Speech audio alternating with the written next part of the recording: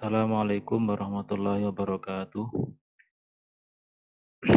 Anak-anak yang saya cintai, sebelum kita mulai pelajaran, mari kita berdoa, membaca suratul Fatihah, serta doa pembuka hati. Mari bersama-sama. Bismillahirrahmanirrahim. Alhamdulillahirrabbilalamin. Ar-Rahmanirrahim. Maliki yaumiddin. Iyyaka na'budu wa iyyaka nasta'in. Ihdinas siratal mustaqim. Siratal ladzina an'amta 'alaihim ghairil maghdubi 'alaihim waladdallin. Amin. Rabbi shrah li sadri wa yassir li amri wahlul 'uqdatam min lisani yafqahu qawli. Semoga dengan kita berdoa, kita diberi kelancaran dalam belajar dan diberikan ilmu yang bermanfaat. Allahumma amin. Sebelum saya memulai materi pembelajaran fikih tentang zakat, perlu saya sampaikan hikmah zakat, yaitu tujuan kita mempelajari zakat itu agar kita berjiwa sosial, saling tolong menolong, mau berbagi. Kita sadar kita hidup bermasyarakat, ada tetangga, ada yang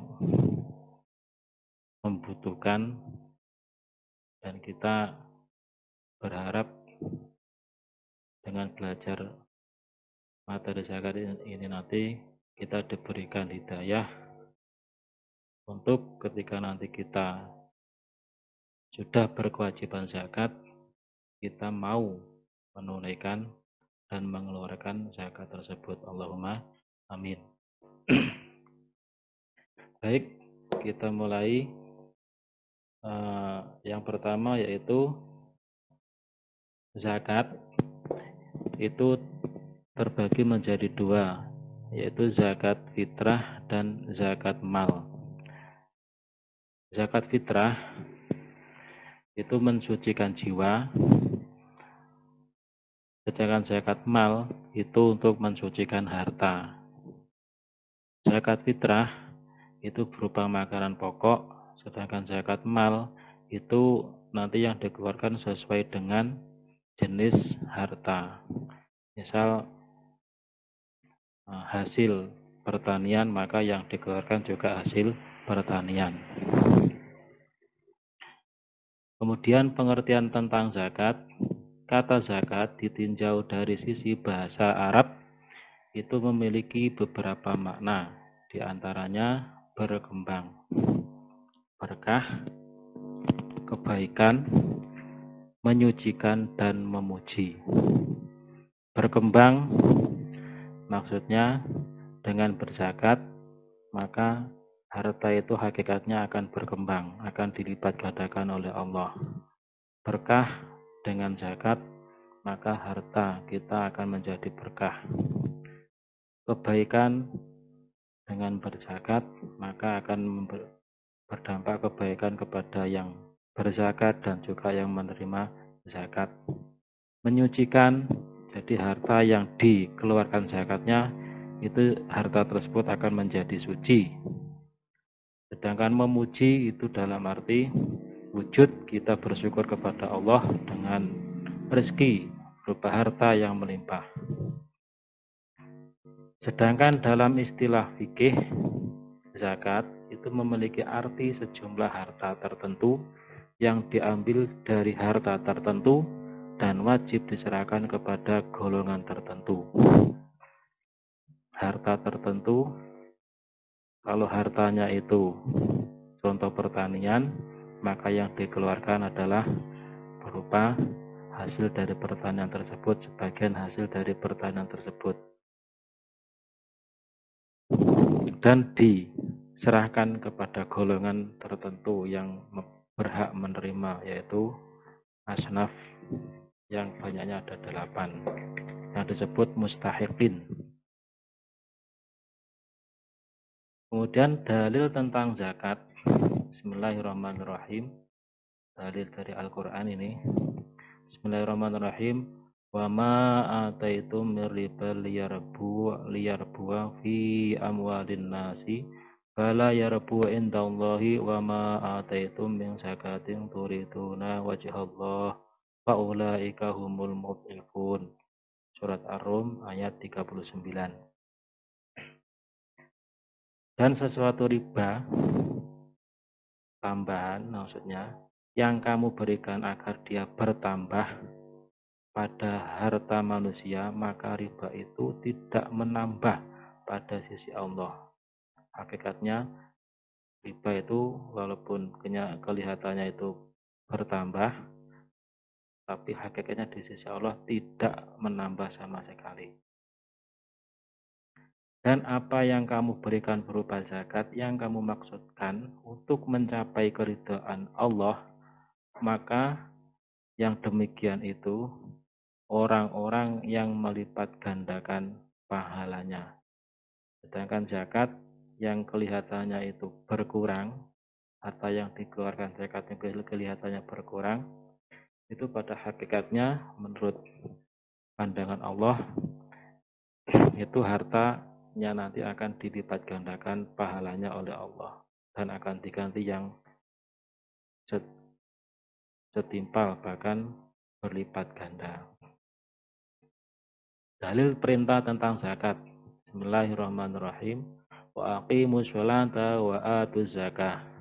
Dan dirikanlah sholat serta bayarkanlah zakat. Ini perintah bahwa zakat tersebut hukumnya wajib.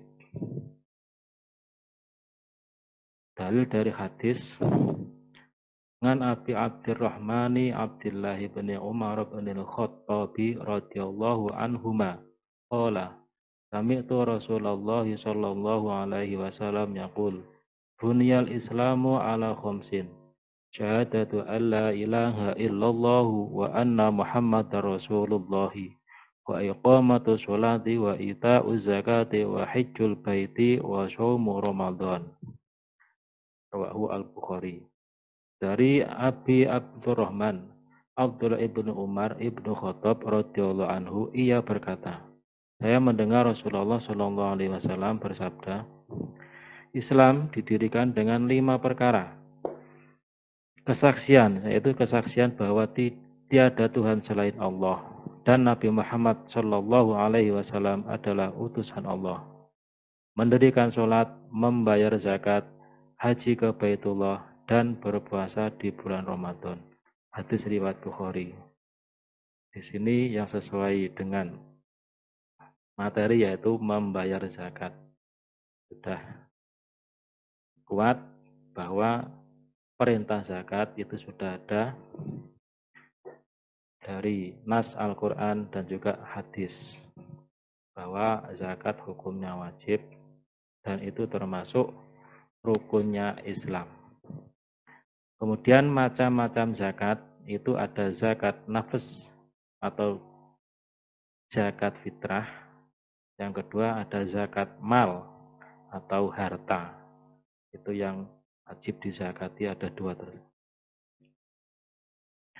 Zakat nafs atau zakat fitrah itu pengertiannya menurut istilah syara adalah zakat yang wajib dikeluarkan oleh setiap muslim yang menemui sebagian atau keseluruhan bulan Ramadan dan bulan Syawal yang berupa makanan pokok sesuai kadar yang telah ditentukan oleh syara.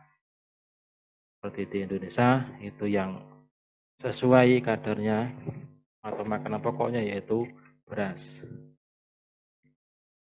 Dalilnya hadis Rasulullah anna Rasulullah sallallahu alaihi wasallam farada zakatal fitri syu'an min sya'irin ala kulli khurrin aw 'abdin zakarin aw untha minal muslimin. Rawahu Al-Bukhari. Rasulullah sallallahu alaihi wasallam mewajibkan zakat fitrah di bulan Ramadan kepada siapa? Kepada manusia yaitu 1 syok, sebanyak 1 syok. Sebanyak 1 syok dari kurma atau 1 syok dari gandum.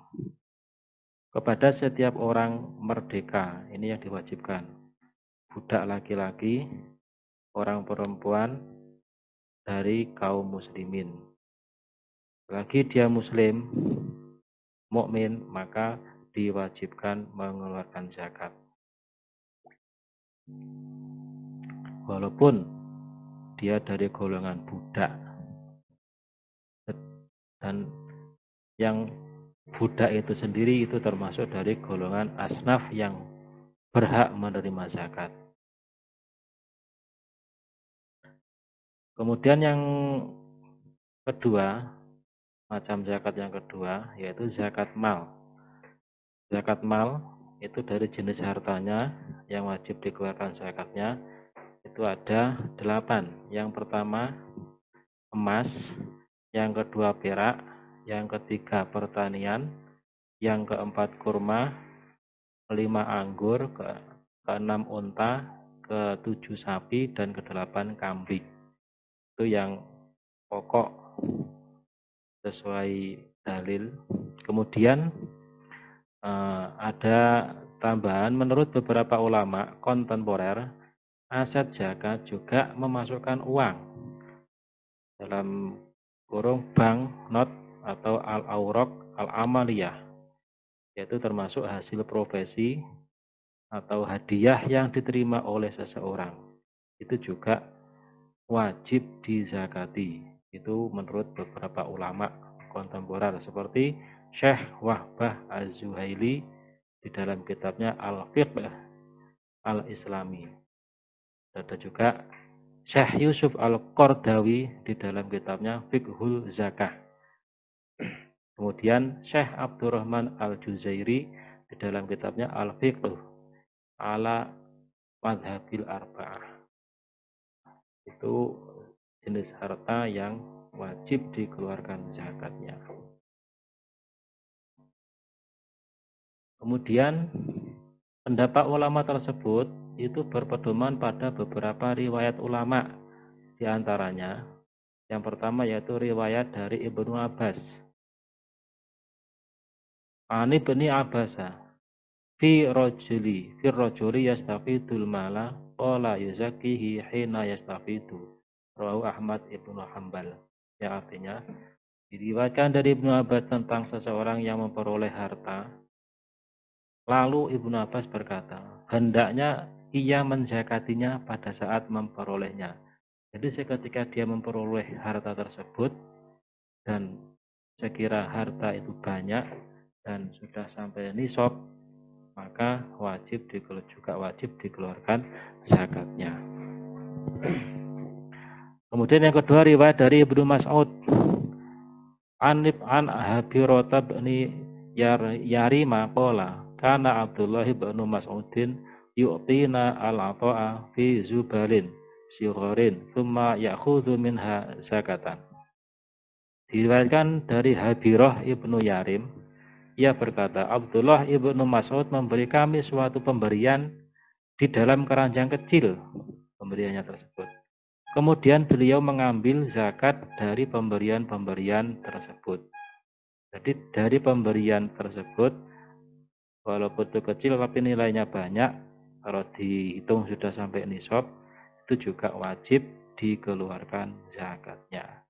Itu riwayat Abu Ishaq dan Sufyan Ats-Tsauri. Kemudian yang ketiga itu diriwayatkan dari Umar ibnu Abdul Aziz.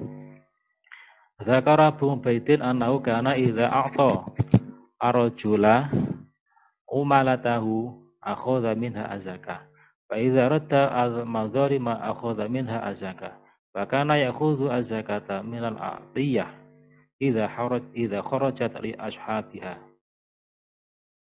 Abu Ubaid menyebutkan bahwa sesungguhnya Umar ibnu Abdul Aziz memberi upah seorang pekerja. Dia memberikan upah kepada seorang pekerja. Maka beliau juga mengambil zakat darinya. Upahnya juga banyak. Kalau nilainya uang, kalau rupiah ya mungkin sampai 10 juta. Maka juga wajib dizakati dulu. Ketika mengembalikan madzalim, maksudnya harta yang diambil secara paksa, setelah diambil kembali kemudian dikembalikan kepada yang terzalimi tadi, maka beliau mengambil zakat darinya juga. Dan beliau mengambil zakat dari atiyah atau pemberian-pemberian saat dibagikan pada pemiliknya. Jadi pemberian berupa apapun yang nilainya itu banyak sampai 1 nisab itu juga wajib dikeluarkan zakatnya. Jadi enggak terpaku pada 8 jenis harta tersebut, enggak. Terus